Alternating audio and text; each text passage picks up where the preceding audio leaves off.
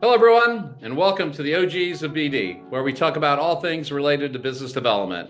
I'm John Dinkel, and this is my friend and colleague Jim Reese with Offutt Kerman. Jim, what should we talk about today? I'd like to talk about how you use metrics in business development.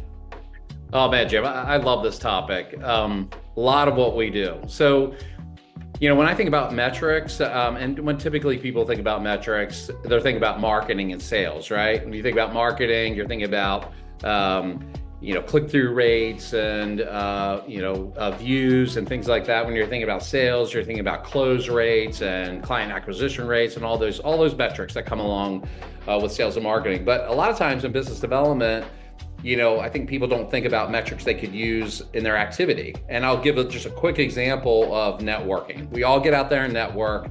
But what I like to do is when I select a networking event I want to go to, I want to understand, why am I going there? If I'm going to invest $100, $150, $250 into going to an event, I want to set some goals for myself. And that's where kind of the metrics come in, because I want to set this metric so that I can then afterwards look to see if I accomplish those goals, and if that was the right metric, and if that's going to get me the ROI I want on that event. And it doesn't have to be complicated. It could be as simple as, you know what, I'm going to this Greater Baltimore Committee event. I'm going to this Baltimore Business Journal event. My goal here is, I see that it looks like there's going to be a lot of people.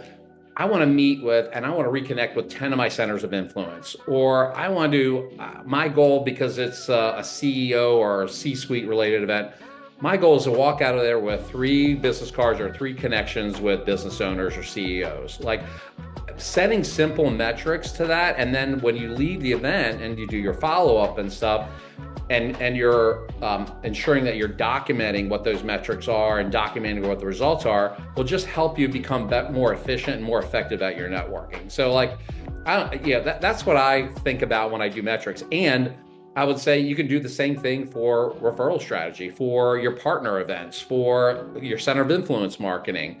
It's just an important aspect about business development I think a lot of folks overlook, but it's a hugely important part of that.